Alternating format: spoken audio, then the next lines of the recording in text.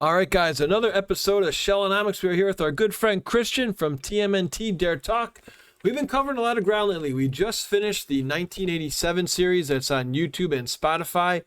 Now we're going to dig a little deeper. Some say this is the worst creation in Ninja Turtles history. I disagree.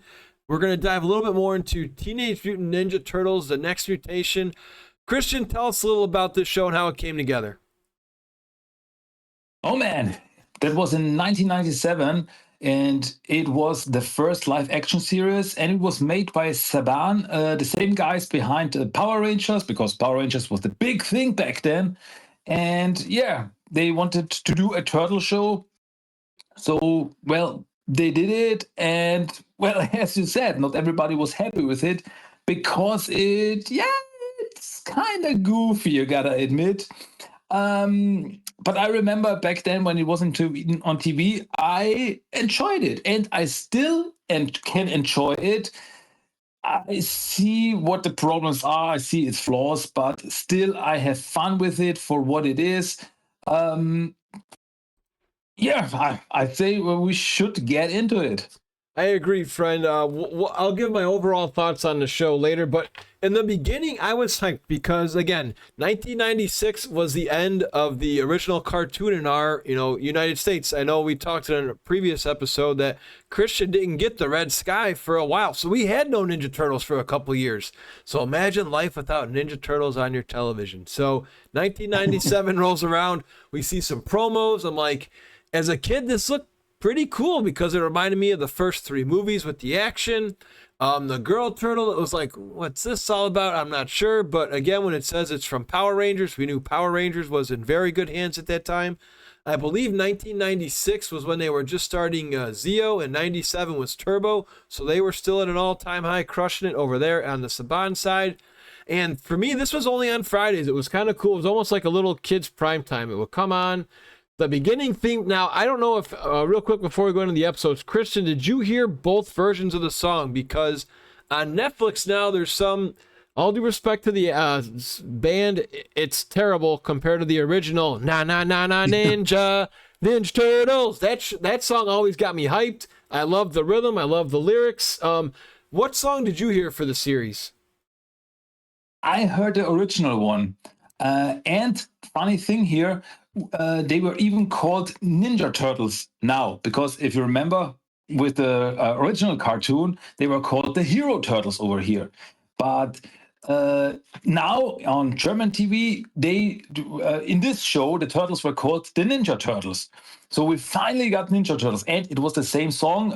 It was German. It was dubbed. The song was dubbed, but they still sang the Na Na Na Na Ninja Turtles. And I heard about the second version that's on Netflix and so. And yeah, it's different, but it's not as catchy, I gotta say. I'm a fan of the classic. Yeah, the lyrics don't make any sense. It's something about we're fantastic, never panic. When did you ever hear the Turtles panic? I mean, the lyrics are just so goofy, and it's like I don't know. It almost sounds like it's it almost sounds like an AI song, just because there's like no lyrics, and it just makes I don't know, really no sense whatsoever. But yes, we've got a big thick one here that we nearly didn't get in the Turtle series. This is almost like Power Rangers Green with Evil. And what we're getting here, excuse me for that. What we're going to be getting here, friend, is East meets West in 5 parts. Can you believe that? A 5-part miniseries. Let's get into it. East meets West. Here we go. Yeah, East meets West. As I said, it's a 5-part miniseries. I don't know, because I remember I still have it. There's a VHS. We had a VHS that has a cut of all these 5 episodes, like cut together to like be a big movie. I don't know if you had that in the States. Yes, the VHS. Yes, we did. We did have that. Oh, yeah. Okay. So yeah, East meets West is the start of the series, and it's kind of sort of a continuation of the 90s movies. It's It's not really, but sort of, because I mean the turtles used the subway layer like they did in Turtles 2 and Turtles 3. And yeah, they are older. They're almost 18 now, and the Foot Clan is still a problem. Redder is there. That's the one of the bigger continuity problems if you want to connect these to the movies. And yeah, then some dragons from another realm try to get to our world, and in China there's an old man called Chong Yi, and he's trying to keep these dragons from escaping this magic mirror, but they kill him, and he's got like an adopted daughter who turns out to be, big shocker, a ninja turtle. I mean not a ninja turtle because she was not trained as a ninja, but a mutant turtle, I gotta say. And her name is Mei Chi. And well, then she goes to New York, meets up with the other turtles. They call her Venus de Milo. And yeah, together, first off, they defeat the Shredder. So the Foot Clan is no more. Then they save Splinter from the dragons because they have captured him in this dream realm.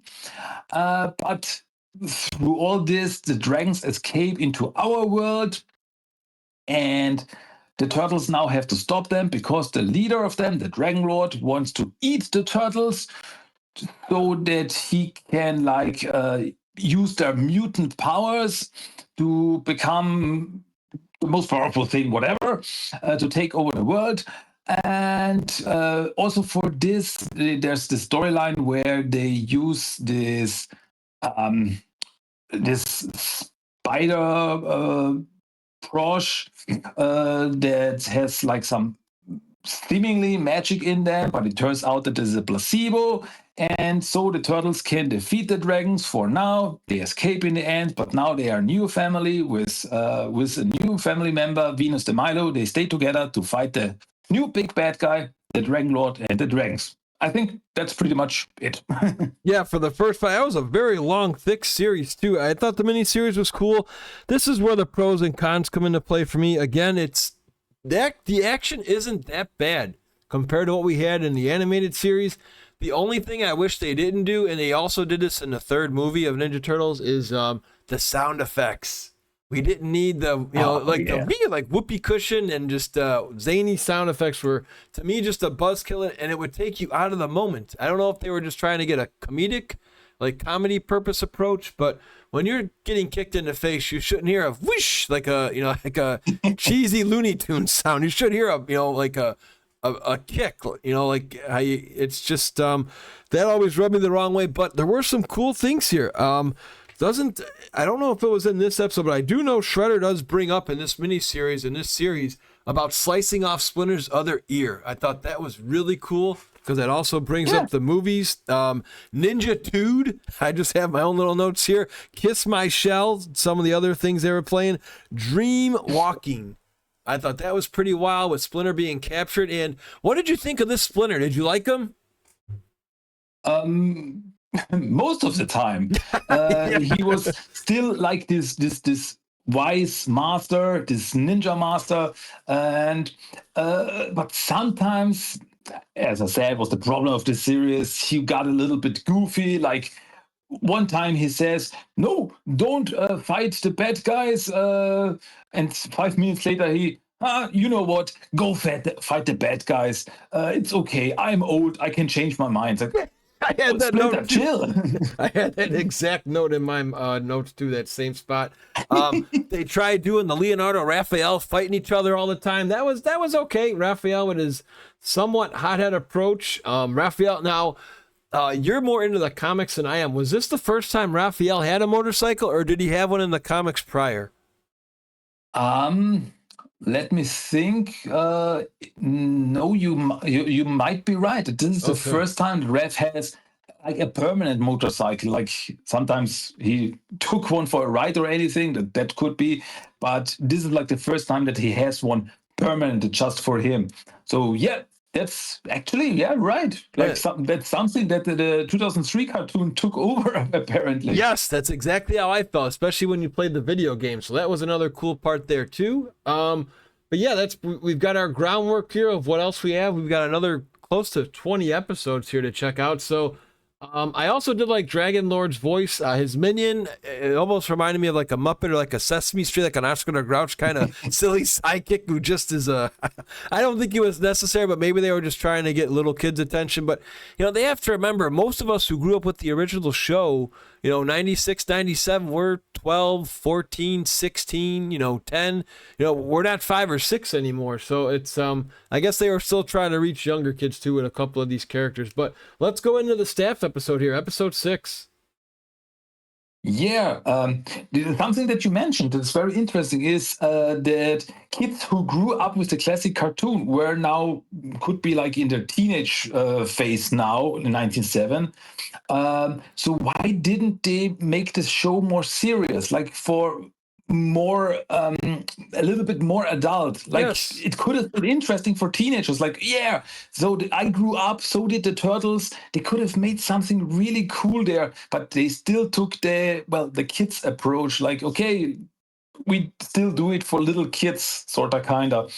I always wondered that why they went this road. Yeah, and Shredder was gone in 2 episodes. I mean, he comes back, as you see, if you hang out with us on Spotify and YouTube throughout this podcast episode. But yeah, Shredder was done in 2 episodes. And now we go into the staff of Buki, I believe it's called, or Bukai? Bukai, if I remember correctly. Yep, that's right. And this is also pretty funny because the Dragon Lord reaches through time and space because he can do this, apparently. Something that he never uses again, to get a mystical staff that can shoot the energy from a magic user, because Venus is no ninja, she is a shinobi. And yes, if you know, you know that these are the same thing. These are just 2 different words in Japanese for ninja.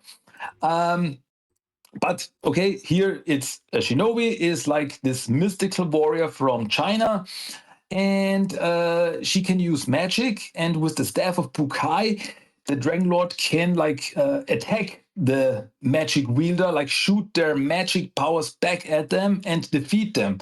And he uses this against Venus, but Venus is able to overpower it in the end and stop the Dragon Lord again.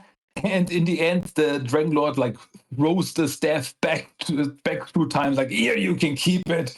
I don't want this anymore. Like, why doesn't he use his time magic again? Like, okay, yeah, I guess that's it. The writing just goes all over the place. Again, if you go into this show with even open eyes, I guess maybe, and you're not expecting the hardcore ninja action, for what it's worth, it is still okay. But yeah, the writing sometimes seems to go off the wall. And real quick question before we get into our next episode here.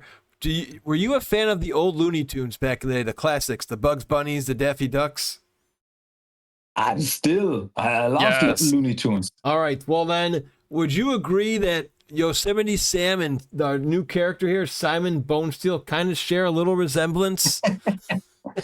Yeah, I see what you mean. A little bit. Yeah. All right. Let's go into our next episode here, All in the Family, and the debut of Simon Bonesteel here. Exactly. In this episode, the turtles try to protect a normal turtle that was captured by a hunter called Simon Bonesteel. And he's one of the goofiest characters in this show, but honestly, the way that the actor is portraying him, I always get a laugh out of him. I love this character for this because he's so goofy, he's so crazy, he's totally nuts, and he's like the best hunter in the world. But, well, we never see him being successful with his hunting. Okay, gotta believe it. So yeah, this whole story is about the turtles meeting Bonesteel, and Bonesteel finding out about the turtles, and he's trying to hunt them because there are only 5 of them in the world. He could sell them like for lots of money. But the turtles protect this little baby turtle. And in the end, they are able to defeat Bonesteel and save the baby turtle. But now Bonesteel is after them. Yeah, that's pretty much it. Yep, and then I do like some of the endings of these shows too, because it gives you that, like, to come back for more, and you'll see that in a lot of these shows if you guys ever do check them out. The good thing is these are all, I believe, on YouTube right now on a channel. You can find them all for, obviously free to watch, and the DVDs and whatnot are also, I believe, only like $9 or $10 on Amazon. So here's our next episode. We go from Big Louie and the Purple Dragons in the comics to a Big Ape. For All in the Fam, Silver and Gold, our new friend here. Yeah, we once again meet another new bad guy called Silver, who is like this Yeti who came from the Himalayas because he was bored and he became like this gangster boss. And he's got his goons who all dress up like I don't know, bad guys in the 30s or something. Yeah. I don't know. Almost like Dick Tracy, if you remember the Dick Tracy movie, right? Like Dick Tracy, totally. Yeah. And yeah, of course, the turtles run into him, and he's like, yeah, all that he wants is money, money, money. And he's stealing money from banks, and he's trying to steal gold. And in the end, there's this part where he steals all this gold from this safe, and the turtles are able in the end to stop him, but Donatello and Venus almost get blown up because he's like what did he do? He locked Venus in this safe with a bomb, and Donatello was in the last minute was able to free her before it all explodes. So yeah, the bad guy Silver escaped, but the turtles were able to save all the gold. So yeah, once again, Silver will be back. Yes, exactly. I thought this episode was pretty cool. I don't mind him at all as a bad guy either. And now we go into a let's see here, episode, what we got here, Turtles Night Out, I believe is the next one. Mikey having his own show. I thought this was pretty wild. Yeah, this is one thing that Mikey has, like this pirate radio show where he's using the Mutant Marauder, the Turtles' new vehicle, to drive around town, and he's having this show where he's playing music and talking to people. I thought this is cool and it totally works for Mikey. And yeah, he's like planning a rave party to raise some money for endangered animals, but Bonesteel also hears about this and thinks this is a good time to hunt some turtles. And there's also another street gang that's like, oh, we can steal some money from them, and they also get in there. So there's like, of course, a big fight between the 3 parties, like Bonesteel, this gang, and the turtles. But of course, in the end, the turtles win and they raise some money. So yeah, everything turned out fine in the end. Yeah, I didn't mind this one at all. And now, how did you like this other character that's coming up? Meet Dr. Queasy, I believe his name is, right? Dr. Quees. Please, thank Dr. you. Cornelius Quees. Thank you. Yeah. Yeah. He is a crazy scientist. Like, we didn't have enough of them already in the classic cartoon. Yeah, and Professor Sofo, and the list goes on, correct. Oh, yeah. And actually, Donatello is a big fan of him because Dr. Quees is into mutations. But then the Dragon Lord kidnaps him and offers him like this big lab and all this technology. And Dr. Quees like, okay, I work for you now. So he's now working with the Dragon Lord to find and catch the turtles. And yeah, but in the end, the turtles, they escape, and but Dr. Quees is still working for Dragon Lord, and once again, we will see him again. A lot of these guys kind of almost have like quick turnarounds. I want to make sure, hopefully we're on the same page. I'm using the Wikipedia guide for episodes, so hopefully we're on the same page, and if not, just let me know. Next one is Windfall, with Mikey getting a nice little possible being a millionaire. Yeah, that was the episode where Mikey finds the lottery ticket, the winning lottery ticket, and he now, well, he thinks he can be a millionaire, but Silver is back. He wants this ticket. He wants the money. So there's this, of course, there's this big fight between the Turtles and Silver and his gang for this ticket. And yeah, the Turtles, they all the time they're thinking about, oh, what can we do with this money? Like Leonardo wants to open his own dojo and things like this. But Splinter is the one who reminds them, this is not your money. It belongs to someone else, because there was this old man that Silver tried to steal from the ticket. And so in the end, the Turtles give the ticket back to the old man. And Silver does not get anything from it. And he's even more angry with the Turtles now. I like that 8-bit. Now, did you have any of these toys growing up? I did not, but a friend of mine did have some of these action figures from the Next Mutation, and they did look pretty cool, I'm going to say. Yeah, I still have a lot of them, like the Turtles, Splinter. So the first wave I have complete. The first wave with Silver and who's also there, like Shredder, Dragon Lord, of course, or the Rank Warrior, like the Dragon Warriors. But one thing is that we never got an action figure for Dr. Queeze. Wow, I They can't believe they it. they yeah, they had some plans for it. I have seen some photos, like some promo material, but it was never released. There's some people suspect, because on the action figure, he's on his lab coat. He has like a big red, like it looks like blood on his lab coat, Oh, and so they thought maybe that was too gruesome, so they never released him. oh. So yeah, unfortunately. Oh, very, yeah, it would have been cool to have a figure. Well, maybe NECA will bring him back. NECA seems to be bringing everything back. Maybe one day we'll see Next Mutation. Well, Super 7 just did the 2003 series, so, you never Yeah. know. Even though Saban's got the rights, maybe NECA or Bandai, or I guess we'll see in the future. But coming up next is more on Mikey's Pirate Radio show here, I believe, in Truce or Consequences. Yeah, in this episode, it turns out that some of the dragons are actually fans of Mikey's show, like Wick, little helper guy of the Dragon Lord, says that he's a big fan, and Mikey believes him. And it's, of course, a trap.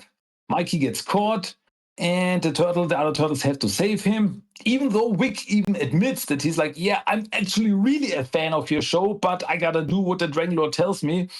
So yeah, Mikey gets caught, and the other turtles have to save him. And so yeah, everything actually turns out fine in the end. The dragons are once again defeated, and Mikey does not get eaten. So that's a plus. Yes, 100% agreed. Yeah, I didn't mind this Michelangelo. The more I watched this show, the more I grew to like him.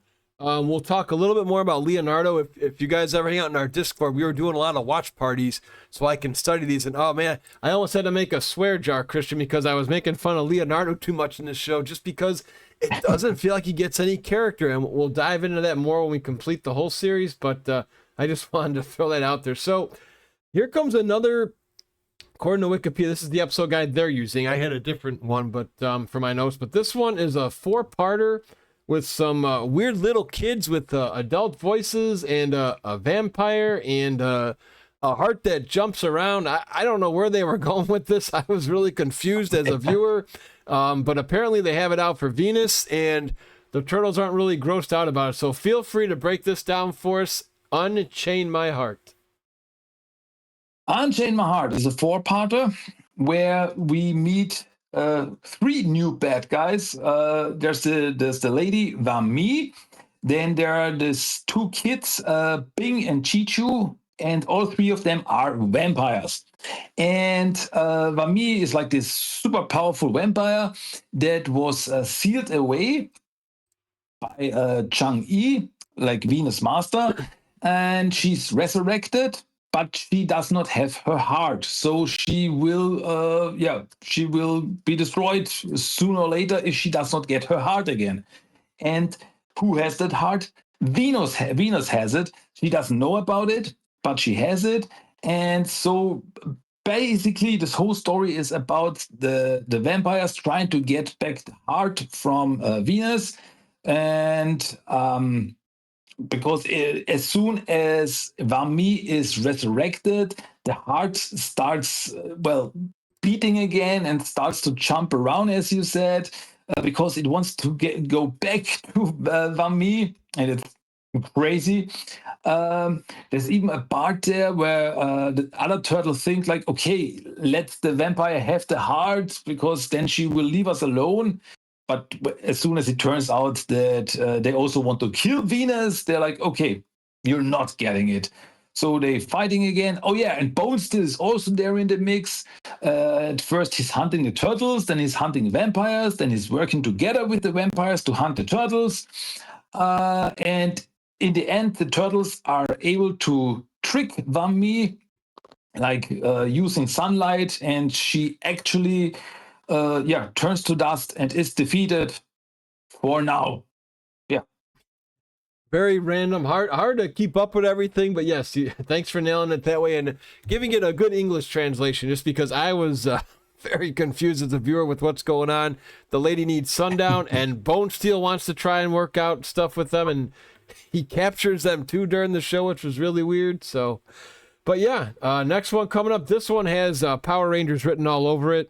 For those who are fans of the original series, Mutant Reflections, Saban did this a couple times with the Power Rangers being evil or having clones. So this one I enjoyed. This is probably one of the better episodes in the series, in Mutant Reflections.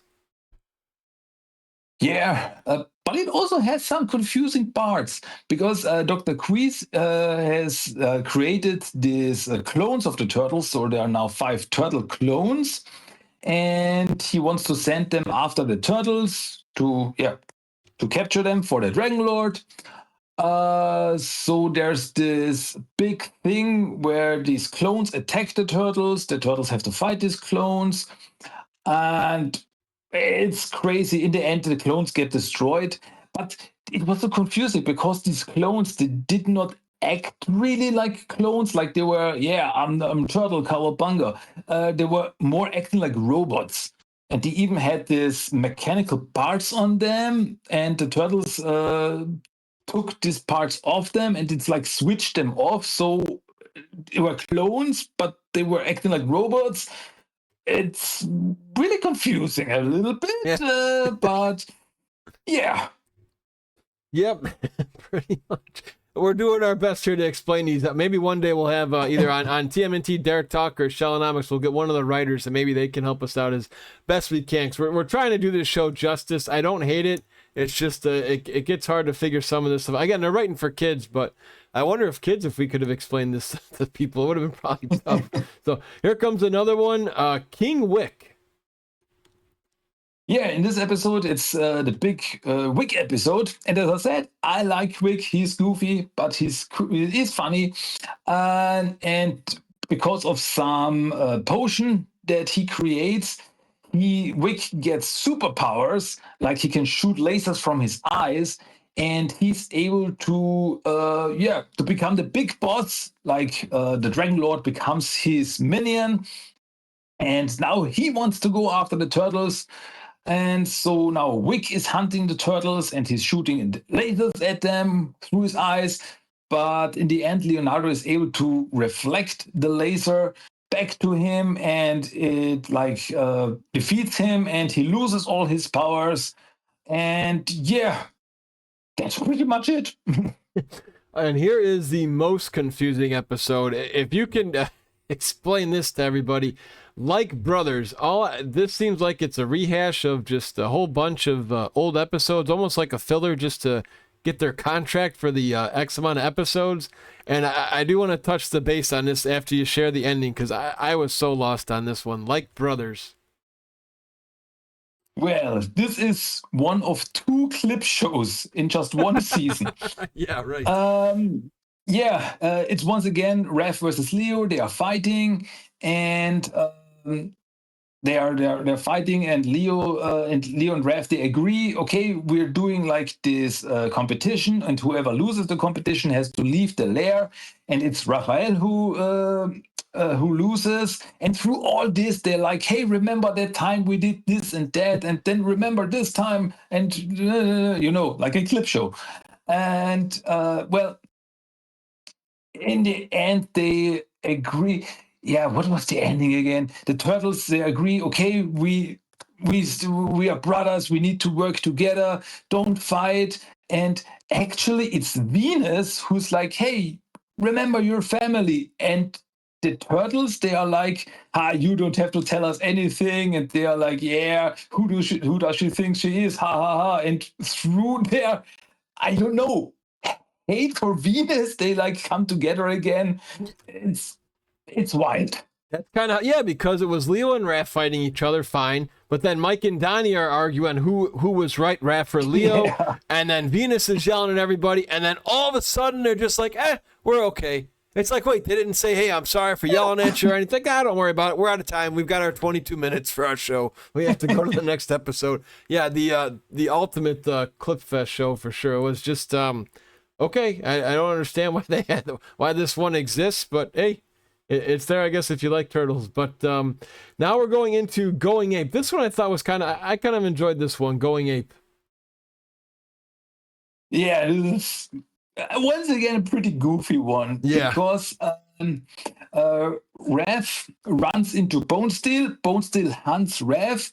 And suddenly the rank warriors, the Dranks, appear too. And Raph tries to hide in like this abandoned building. And what none of them knows is that there's an escaped gorilla also hiding in this place. So we get all these shenanigans with Bonesteel, Raph, this gorilla, and the rank warriors, and they're like, it's crazy. It's Looney Tunes.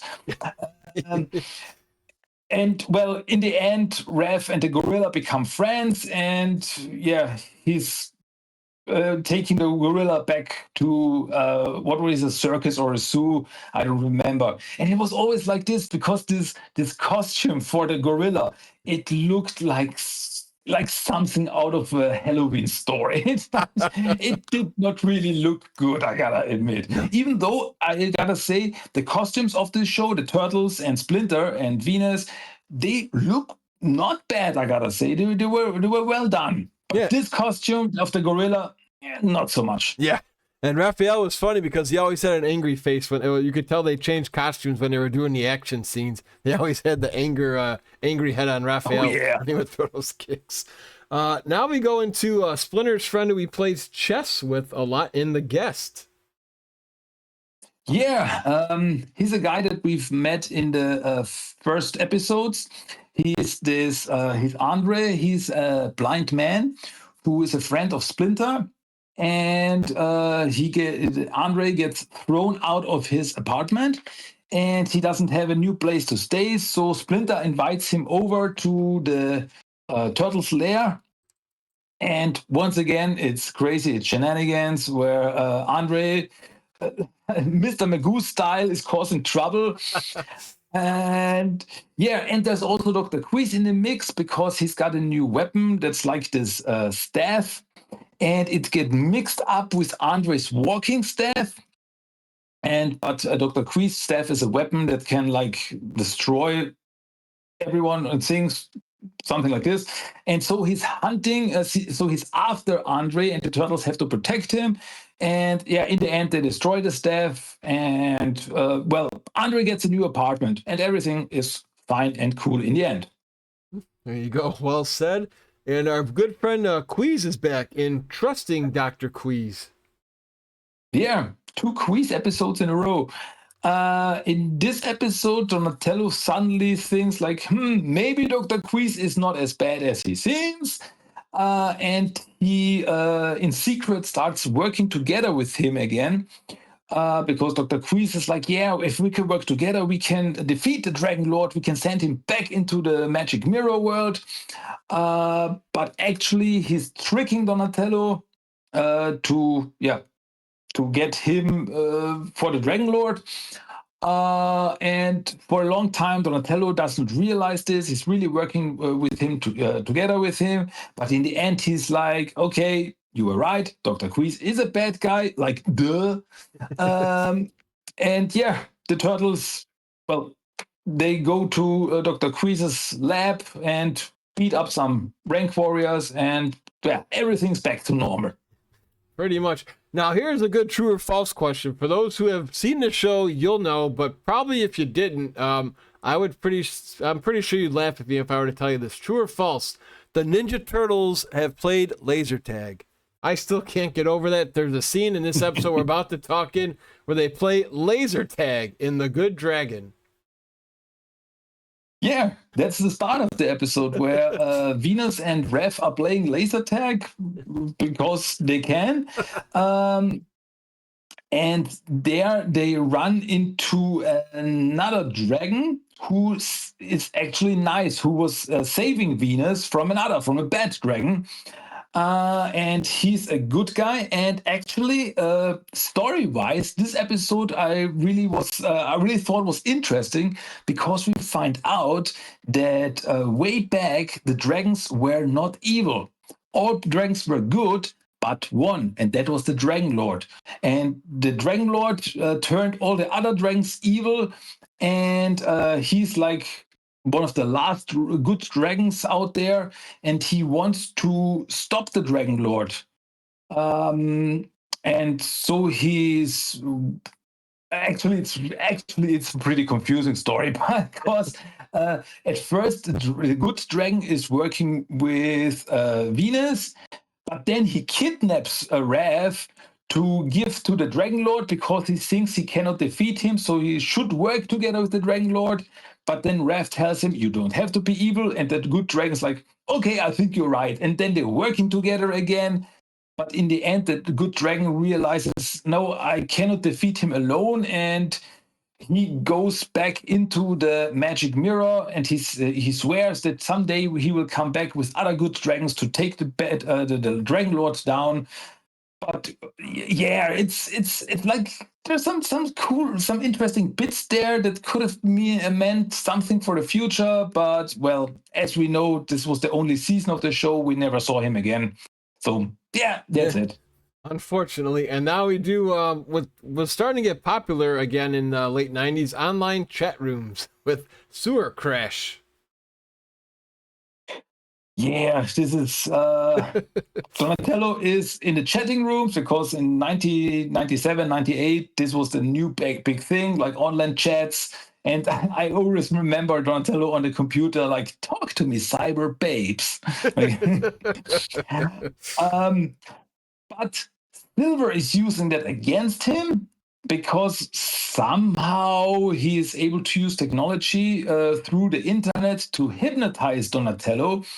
And Donatello then starts to work for Silver, starts like stealing stuff for him. And Raph is the one to find out about it, and he wants to stop Donnie, but Donnie does not know what he's talking about because he was hypnotized. But then they work together and stop Silver and defeat him, and then they're off. Even though, if you think about it, Donatello was never healed from this. He could still be hypnotized because if you say banana, he gets hypnotized, and if you say banana again, he gets dehypnotized. But what would happen if you say banana again? Will he turn bad again? We never know. It's never talked about again. Yeah, just one and done. Forget it ever happened. They try to use that old Men in Black like a vanish pen, like where you just lose your memory, I guess, because a lot of these episodes they didn't go anywhere. They had that cool like see the end, like the end of the episode. I will get my revenge one day, and then chills, and then I guess forget about it, and it never came back. So, anyways, I guess technically this is not the series and season finale, but it should have been, I guess, is Enemy of My Enemy. Yeah, once again, this is an episode that starts a very interesting storyline that we never got a follow-up to because Shredder reappears, but he's now a confused, homeless man. because of what Venus did to him, like using her magic on him at the start of the series, that drove him crazy. And he's now on the street, and he's got this magic, mystical, sort of kind of golden shuriken that the Dragon Lord finds out about. So the Dragon Lord and his Dragon Warriors go after Shredder, and the Turtles, they are, for a while at least, fighting with Saki, because Splinter tells them that he is no longer the Shredder. He can't be good, but in the end, Shredder goes back to his old ways, betrays the Turtles, and is using some kind of lightning powers that he has to defeat the Turtles. And well, in the end, it turns out that he's more becoming like the Shredder that we know. He has the golden shuriken. He has the power of this golden shuriken. What will he do with it? Will he become the Shredder again? We'll never find out. Yeah, unfortunately, again.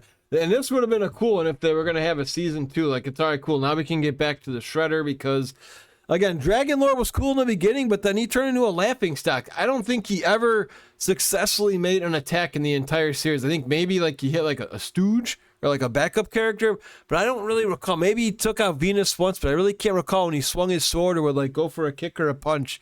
He actually took out any of the Turtles. So he was a very, very not a somebody to take as a threat. I think Bonesteel was probably the best villain. But before we do our recap, I guess we do have one more episode. Apparently, Who Needs Her?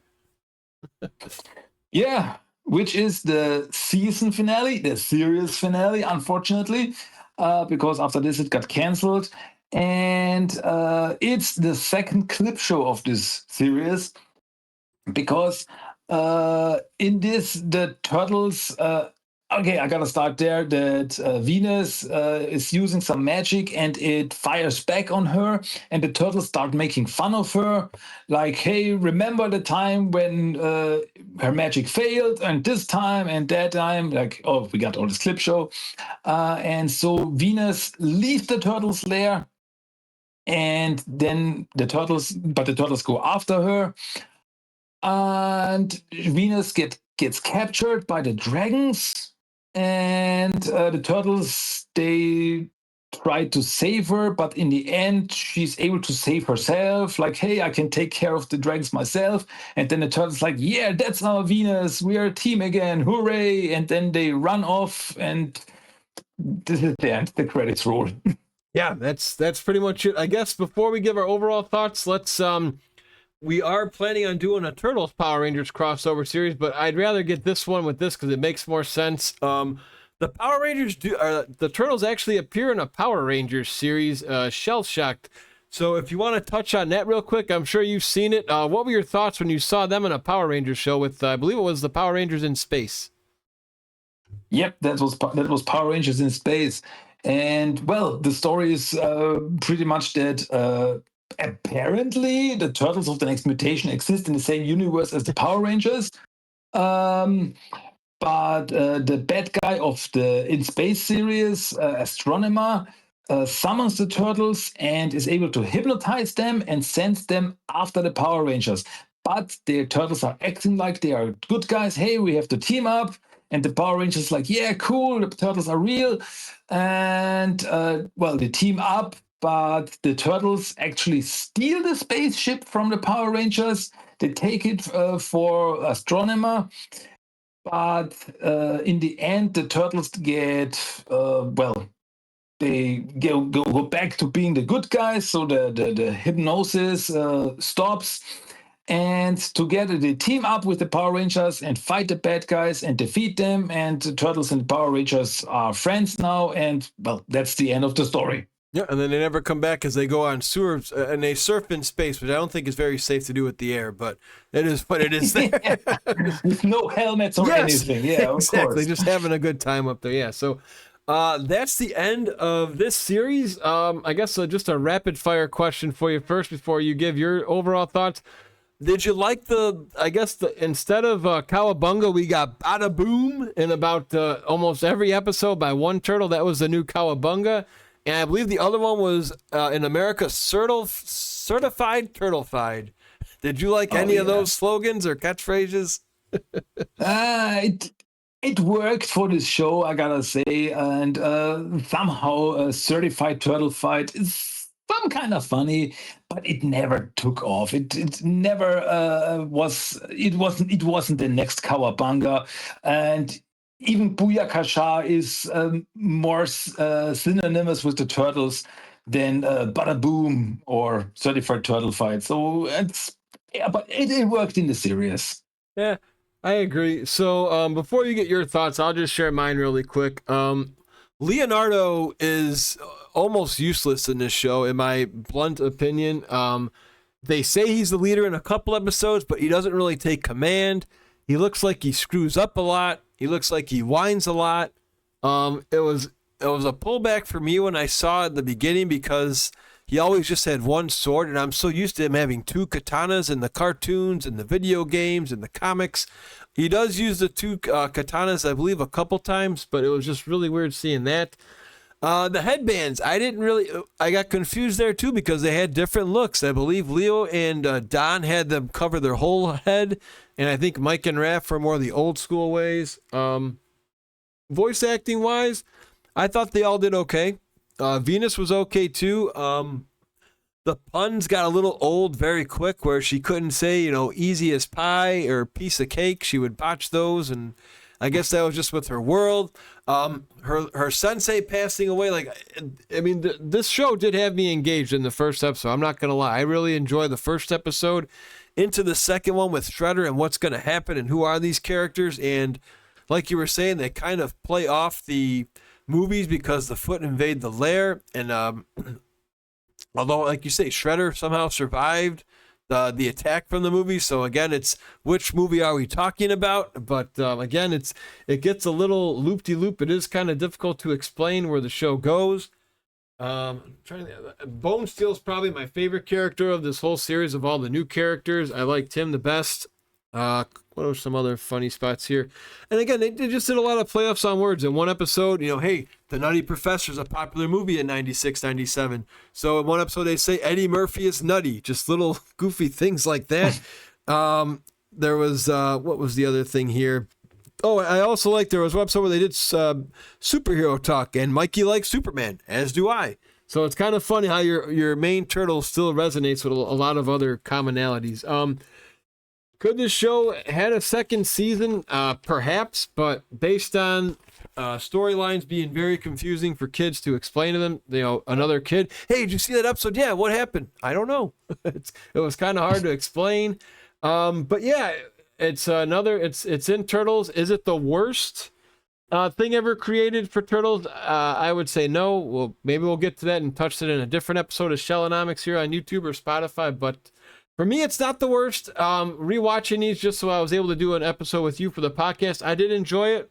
We had some fun watching it in Discord. But Christian, again, you're more a passionate turtle guy than me. You have the ability to hype up all turtles. So what were your overall thoughts on the Next Mutation as a whole? Yeah, as I was watching it back then, I really enjoyed it. I watched every episode. Nowadays, I see its flaws, as I said. Something that we didn't even mention is that some of the turtles have different weapons, like Mikey is using the tonfa, and as you said, Leonardo is only using one sword, which he calls a katana, but it does not really look like a katana. It's like a straight sword. And stuff like this. And we got some new bad guys like the Dragon Lord. As you said, Bonesteel. I'm a fan of Bonesteel. I would love some new version of him, like in the IDW comics. Like this could be cool. But it was so goofy at times. Like, one other thing: the vehicles, the new turtle. Yeah, van, you could not call it. It was like a Hummer. Yeah. I thought it was really cool.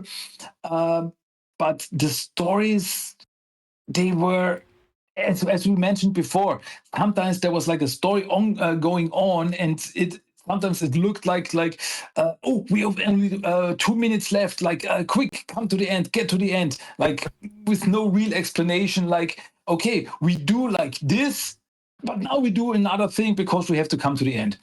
And this was and it was always like, as you said, Leonardo was all the time like, hey, nobody listens to me, I'm the leader. And Venus, I gotta say, I liked Venus. I gotta say, as a kid, I had a little crush on her. I thought she was cute. Yeah. Overall, it's a goofy series. It's like in its own world, with its own rules. Um, and I mean, gotta say, some of the action scenes were pretty cool when the turtles were fighting the bad guys. They had some good action scenes. The costumes weren't half bad. I mean, once again, they are not Jim Henson style, but not bad for what they were. And some of the storylines were very interesting, but I would have liked to have for the show to have a second season, because I heard rumors that in the second season, like April or Casey could have appeared. That could have been interesting. Oh, that would have been great. And the return of Shredder that was teased there. So there are some things that I thought I would have liked to see more of this world. Who knows? Who knows? Nowadays, I think everything is possible. Like, I don't know, IDW is like doing a comic sequel to the show or something. Hey, who knows? I would be there for it. As I said, it's got its problems. I understand when people say that is not for me, this is too childish or anything. I can understand this, but still I can get my enjoyment from this. I have my fun with it. And these episodes, they're so short. Like you can watch them like like doing your housework and like keep the show running, keep it in the background, no problemo. These are my thoughts. It's an enjoyable series. It's not as bad as people make it out to be. It has its problems. It could have been different, but it's still part of the TMNT multiverse, so it has its rights to be there. Yeah, no, I agree. I know Peter Laird was not happy at all with the Venus de Milo character, but I didn't really mind her because they wanted to try and do something else. Again, it was like, they again, with the outcry of parents with violence, they couldn't really get too dark still in the 90s. They had to be more laid back. So I guess that's why they threw in the goofy sound effects. And instead of punching the guy, sometimes they would just tap him on the head and like do like tickles, which was weird. But then sometimes they're punching these guys in the face. So I really couldn't see which way they were going. But yeah, if you like Turtles, Christian, I encourage you to just at least check it out and see it for yourself, just to enjoy another piece of TMNT nostalgia history. Christian, it's been fun. Where can people find your podcast? Yeah, it's been fun as always. And if you want to check out more of me, check out my podcast, Teenage Mutant Ninja Turtles, The Talk.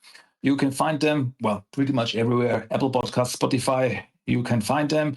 Or just check out the website, tmnttalk.com. There you have everything, all the social media. I'm pretty much everywhere. I'm on Facebook, on Twitter, on Instagram, on TikTok, pretty much everywhere. Check me out. Come on over. Let's have some turtle fun. All right, Christian, we hope to see you again real soon, friend. Take care. Thanks. Until next time. Bye.